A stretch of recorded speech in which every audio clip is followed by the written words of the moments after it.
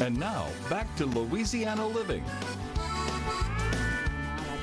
And it is officially fall, my favorite time of the year.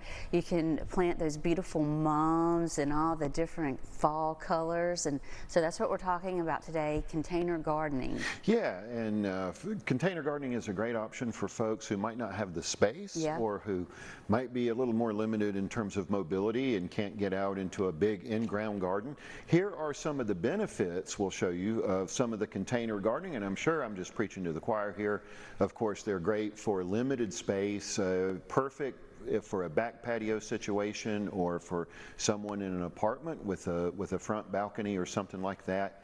And best of all, you can move them as our seasons change.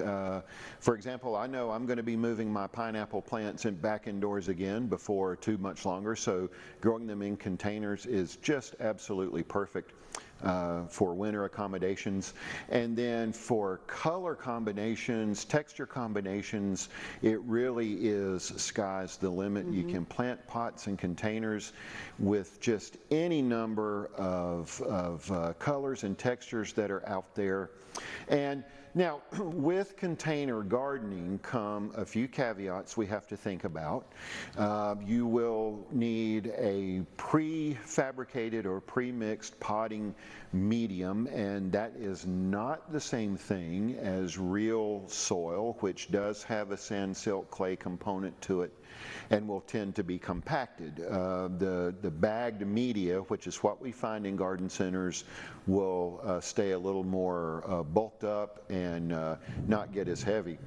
And then you might find yourself watering more frequently because we always say make sure that the vessel you're planting in can drain so the roots don't sit in water and literally drown. And with that more frequent watering will come more frequent fertilizing because that was a henicoleus there, by the way. That's a great option for a container. We'll get to those in a second, but may require more frequent fertilizing because with more frequent watering, the leaching will happen, the leaching of nutrients will happen. And then of course, grow in a container where the roots have plenty of room to spread out and your plants won't compete with each other for water and nutrients quite as much, and you'll have healthier plants, and of course healthy root systems mean healthy plants. So we've had a lot of success with planting herbs and peppers, and you mentioned your pineapple plant. What is that? So, well, a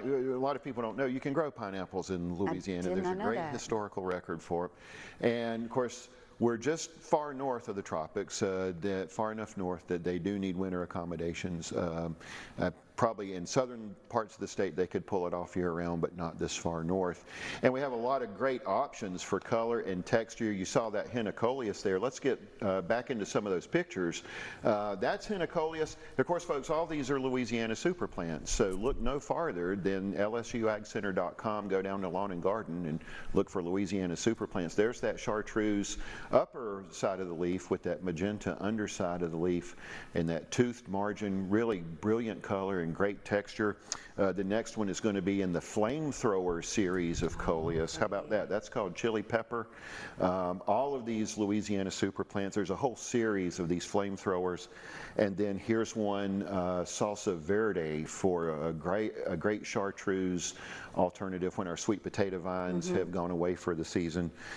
Just brilliant colors. And then of course you mentioned peppers. All varieties of ornamental peppers are Louisiana super plants, and all will just make fall containers pop with color and texture. So just so many options out there, and sky's the limit. There's not a wrong way to do a container.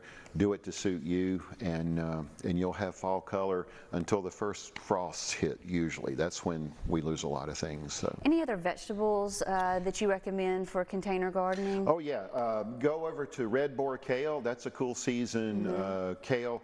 Great ornamental and great edible, and of course Swiss chard you can use in so many ways. It's a great edible, but you can find varieties like Bright Lights or Northern Lights that have the brightly colored stems, make a great option for containers. All right, Kerry, thank you so much.